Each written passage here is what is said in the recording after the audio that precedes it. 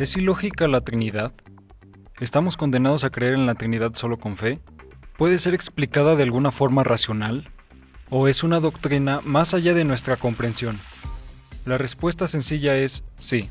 No podemos comprender por completo dicho atributo, pero entender su esencia no está fuera de nuestro alcance. Es decir, podemos ofrecer una explicación razonable de cómo Dios puede ser tres en uno sin violar las leyes de la lógica. Primero, veamos qué dice la doctrina de la Trinidad. Los cristianos pueden mostrar que la Biblia enseña que solo hay un Dios, Dios es tres personas, y cada persona es completamente Dios. Vea los videos previos para saber más. Ahora, el problema es que las personas no cristianas argumentan que si hay un solo Dios, entonces solo una persona puede ser Dios. Pero si cada una es distinta de la otra, y cada una es completamente Dios, entonces eso es lógicamente imposible. O solo una es Dios y las otras no lo son, o cada una es un tercio de Dios, o cada persona es una forma modal de la personalidad de Dios. Pero eso no es lo que las escrituras nos enseñan. Y es un intento de reducir la mente de Dios a un nivel que podamos imaginar. Los humanos están intentando hacer un Dios que puedan entender, en lugar de favorecer lo que las escrituras enseñan sobre ese ser que no está limitado por nuestra propia capacidad mental. Y esto es algo importante. Simplemente porque no podamos imaginar que Dios sea tres en uno, eso no significa que sea imposible o ilógico. Un buen ejemplo de esto se puede ver en el estudio de la geometría euclidiana. Esto incluye el estudio de niveles superiores de dimensiones espaciales y, por lo tanto, la posibilidad de 4, 5 o incluso 11 dimensiones. En la actualidad, es completamente imposible que las entendamos en su totalidad, pero son ideas matemáticamente sólidas y completamente lógicas, y puede que existan en algún sentido, más allá de nuestro universo de 3 dimensiones. Así que, solo por el hecho de que no podamos imaginar un cubo de 4 dimensiones, eso no significa que no exista, como explica Carl Sagan. Consideremos el cubo.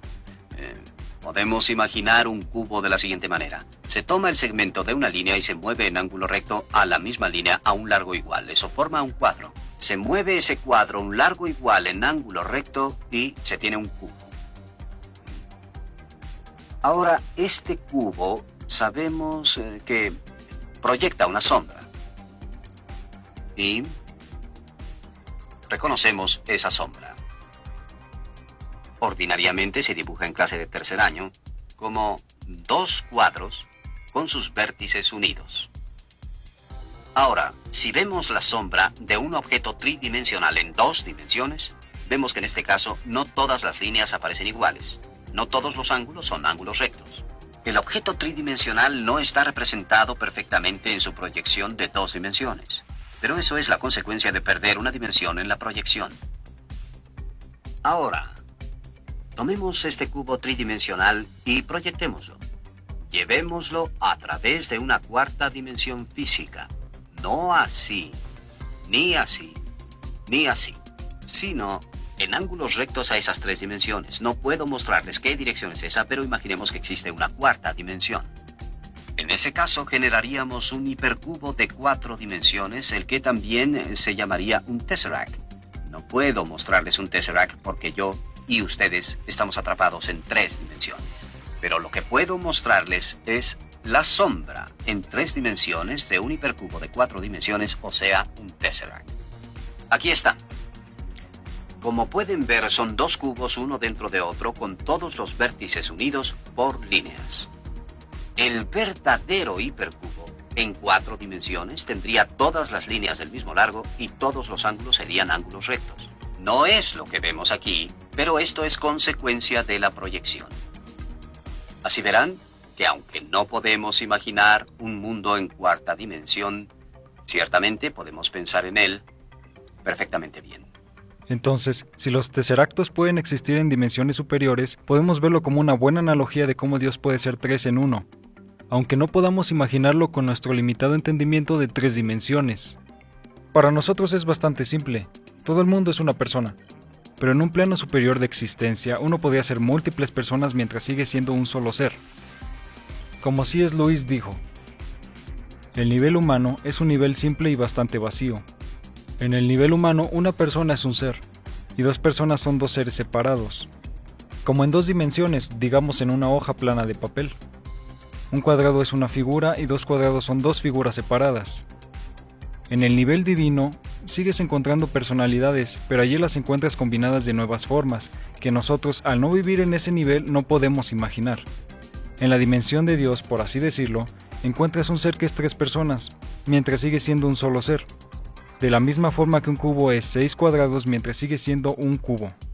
Por supuesto, nosotros no somos capaces de imaginar un ser como ese, así como nunca podríamos imaginar un cubo si estuviéramos hechos para que solo percibiéramos 2 dimensiones del espacio, pero podemos conseguir una pequeña noción de él.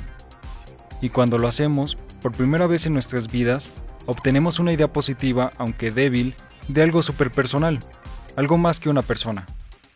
Así que, de la misma forma que un tercer acto tiene características que no podemos entender o que no tienen sentido en un espacio de 3 dimensiones, Dios, existiendo en un nivel superior a nosotros, puede tener características que nosotros no podemos entender en nuestras limitadas mentes.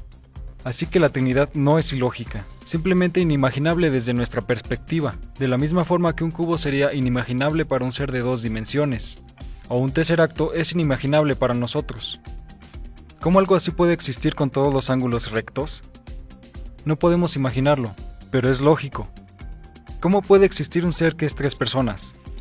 No podemos imaginarlo, pero un ser que no está limitado a nuestra existencia puede tener perfectamente esa ontología y no violar la lógica. Por supuesto, solo si Dios no está limitado por nuestro universo. Y esto es algo que deberíamos esperar que fuese cierto sobre Dios cuando miramos que es ontológicamente mayor que nosotros en todos los aspectos. Por ejemplo, los humanos tenemos poder, pero Dios es mayor porque es omnipotente.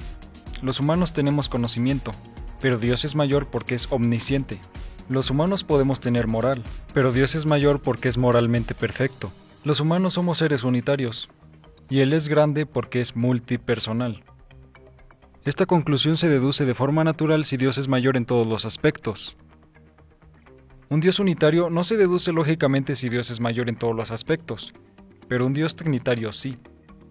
Así que la siguiente pregunta lógica sería, si es mayor ser multipersonal que ser unitario, ¿por qué Dios no es 1.000.000 de personas o una cantidad infinita? Bueno, Dios podría ser las que quiera, pero la cantidad en la esencia no hace a algo mayor. Dios podría ser tantas personas como Él quisiese, pero eso no es lo que hace mayor.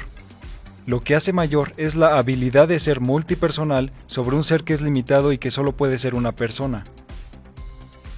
No es por la cantidad, es por la habilidad. Así que Dios puede ser tantas personas eternas como Él quiera, y la Escritura dice que es 3 por razones que solo Él sabe. Hasta donde sabemos, Dios solo se revela en 3 personas coexistiendo eternamente, así que Dios sería multipersonal.